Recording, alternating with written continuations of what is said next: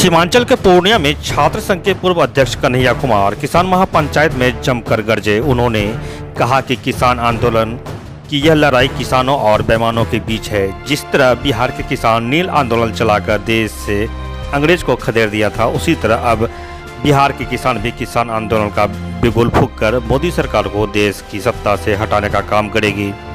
वहीं वे पीएम मोदी और भाजपा को आड़े हाथे लेते हुए किसान बिल को किसान को गुलाम बनाने वाला बताया। पूर्णिया के इंदिरा गांधी स्टेडियम में हुए बिहार की पहली किसान महापंचायत की अध्यक्षता प्रोफेसर आलोक कुमार ने की।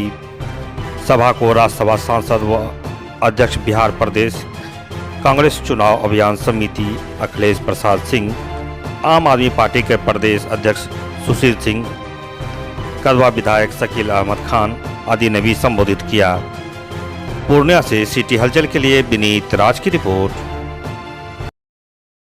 बिहार में किसान आंदोलन की शुरुआत सीमांचल से हो रही है।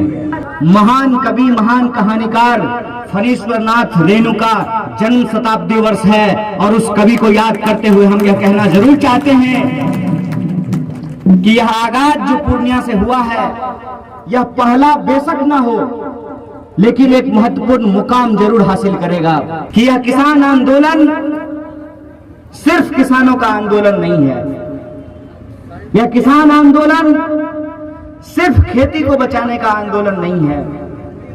यह आंदोलन सिर्फ किसानों को एमएसपी का लाभ मिल जाए, इसका आंदोलन नहीं है। मैं सबसे पहले चिंता के संदर्भ में आपसे कुछ बातें साझा करना चाहता हूं। बहुत सारे लोग ये कह रहे हैं कि किसान को आंदोलन करने की क्या जरूरत है, वो खेत में जाकर के खेती करे। कुछ लोग तो यहां तक कहने लगे हैं कि ये किसान है ही नहीं, ये राजनीतिक दलों के भारे पे बुलाए गए लोग हैं। ये तो मैं सभ्य भाषा में बोल रहा हूं। अगर आप बिके हुए पत्रकारों और मीडिया चैनलों को सुनेंगे तो आपके कान से खून निकल सकता है। वो कहते हैं कि ये किसान नहीं है, ये आतंकवादी है। ये लड़ाई दरअसल इस देश में देश के जवानों, किसानों और इस देश के आम आवाम के हक और अधिकार को बचाने की लड़ाई है। याद कीजिए, जब सीए एनआरसी का विरोध हो रहा था, उस वक्त भी हम यही कह रहे थे कि यह सिर्फ मुसलमानों का आंदोलन नहीं है।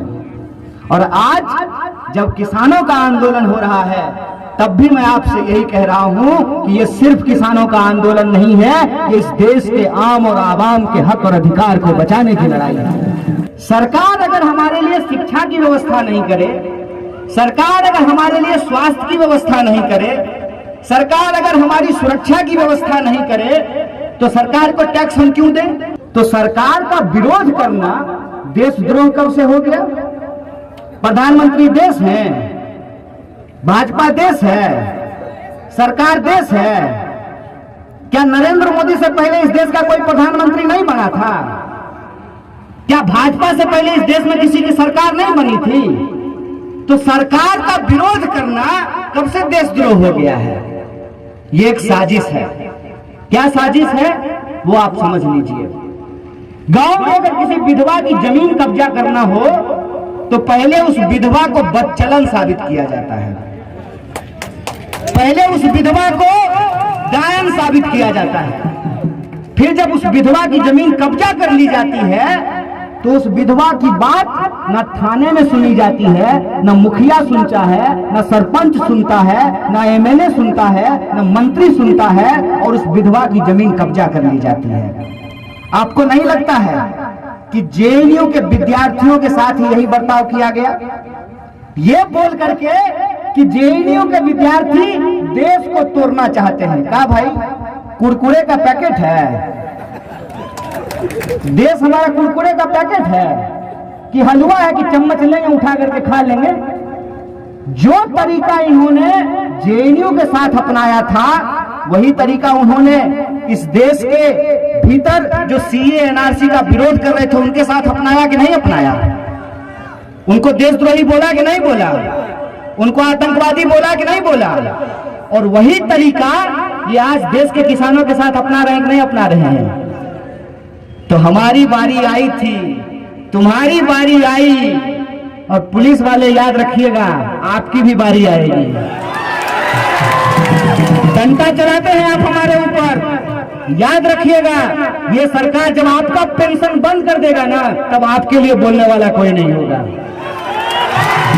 ये याद रखिएगा कि ये ऐसे लोग हैं जो इस देश के आम आवाम को आपस में लड़ा करके इस देश को बेचना चाहते हैं। इस बात को आप अपने दिमाग में डाल लीजिए। ये इस देश के एक एक इंच जमीन को अपने मालिकों के हाथ में गिरवी रख देना चाहते हैं। भाजपाई लोग, हमको इंतजार है इस बात का सर, हम आपको बता रहे हैं।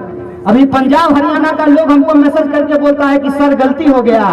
भाजपाई रोते रोते मेरे पास आएगा, कहेगा सर गलती हो गया, आपका बात नहीं समझे थे। प्रधानमंत्री जी से कोई व्यक्तिगत दुश्मनी नहीं है। दिक्कत यह है कि हम आपके टैक्स के पैसे से इस बात को पढ़ लिख करके समझ गए कि ये आदमी देश का चौकीदार नहीं है, या अंबानी का दरबार है।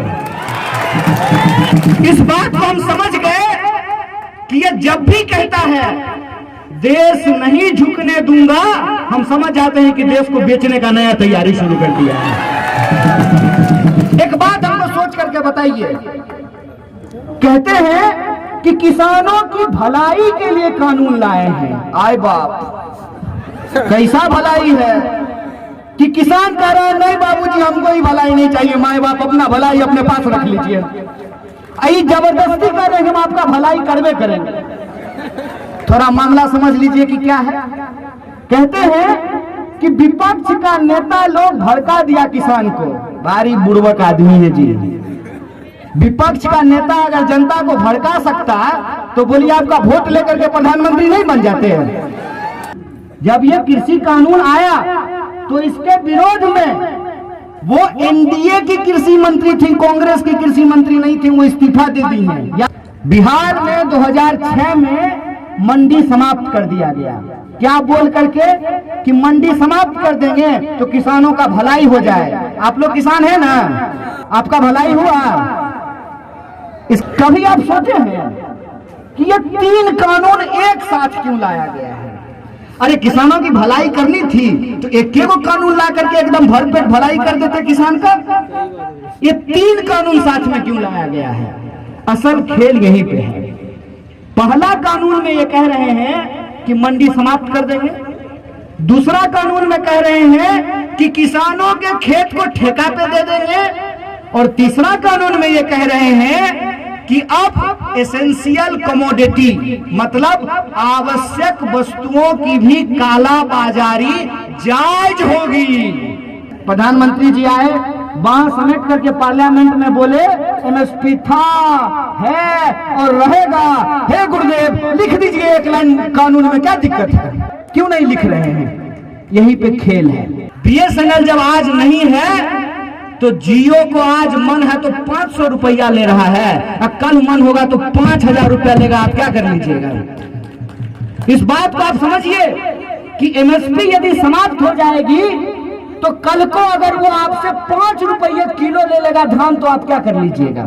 कि हमारे राज्य में एमएसपी की कोई गारंटी नहीं है। इसीलिए पंजाब हरियाणा और वेस्टर्न यूपी के किसान कह रहे हैं कि आप हमको भी बिहार के किसानों जैसा बना देना चाहते हैं। यह बात तो सच है। इस देश के अंदर सबसे ज्यादा दुर्दशा अगर कहीं के किसानों की है तो वो बिहार के किसानों। तो सरकार जिसकी करती है दरवानी उसी का है चैनल, और जिसका है चैनल वही आज आने वाले समय में क्या खरीदना चाहता है? आपका खेत, आपका फसल, आपकी किसानी, आपकी खेती, और आपको क्या बनाना चाहता है? आपके ही खेत पर गुलाम। और ये बात मैं क्यों कह रहा हूं? इतवार को कानून पास हुआ है। क्या सर? इतवार को कानून पास हुआ है, और जिस दिन कानून पास हुआ है उससे 2 दिन के बाद रिलायंस रिटेल में 50,000 करोड़ का अपना शेयर बेचा है। तो आप गरीब से गरीब होते जा रहे हैं और चोरबा अमीर से अमीर होते जा रहा है। और ये हमको समझ में नहीं आए इसीलिए शाम को टीवी पे बैठ करके एगो टोपी पहन लेगा, एगो तिलक लगा लेगा, मार तलवार निकालेगा टीवी पे, नकली बॉक्सिंग करेगा वहां पे। एक तरफ देश की लूट, देश के किसानों की लूट, देश के मजदूरों की लूट, देश के यूनिवर्सिटीज की लूट, देश के रेलवे की लूट, देश के LIC की लूट, देश के BSNL की लूट। एक तरफ देश की संपत्ति लूटी जा रही है और दूसरी तरफ क्या किया जा रहा है? हिंदू मुसलमान, मंदिर मस्जिद, टीका टोपी दाढ़ी। बताइए, इस देश के लोगों को यह समझना पड़ेगा कि हम गंभीर संकट से गुजर रहे हैं, कि यह लड़ाई सीधे तौर पर देश बचाने वालों और देश बेचने वालों के बीच में है। 3 कानून है, याद रखिएगा। एक, मंडी समाप्त करने का कानून। दूसरा, किसानों के खेत को ठेका प्रथा पे देने का कानून। और तीसरा, जो आवश्यक वस्तु है उसके काला बाजारी को बचाने का, ये 3 कानून है। तो ठेकेदारी का जो कानून है उसके संबंध में मैं एक बात बोल करके अपनी बात को खत्म करूंगा। ये बिहार की धरती है और इस बिहार की धरती पर जब महात्मा गांधी आए थे नील की खेती का विरोध करने के लिए, उस नील की खेती के खिलाफ, उस ठेकेदारी के खिलाफ गांधी जी ने अलख जगाया था। और उस आंदोलन का नतीजा देखिए कि 47 आते आते अंग्रेजों को भारत छोड़ करके जाना पड़ा। कि ये बिहार की धरती है, जितना दिल्ली में हंगामा होना है हो जाने दीजिए। जब तक आंदोलन की अलग पूर्णिया और पटना से नहीं होगी तब तक मोदी का कुछ होने वाला नहीं है। इसीलिए मैं आपसे कहता हूं कि अगर इस लुटेरी सरकार को आप बदलना चाहते हैं तो आंदोलन की आगाज उत्तर प्रदेश के पूर्वी इलाकों से और बिहार की धरती से हमको करना पड़ेगा, तभी हम इस सरकार को उखाड़ करके फेंक सकते हैं। किसानों और मजदूरों के हक और अधिकार के लिए जय जवान जय किसान और जय संविधान के संकल्प को पूरा करने के लिए इस लड़ाई को हम आगे बढ़ा सकते हैं। बोलिए, इस लड़ाई में, इस संकल्प में आप लोग एकजुट होने के लिए तैयार हैं कि नहीं है?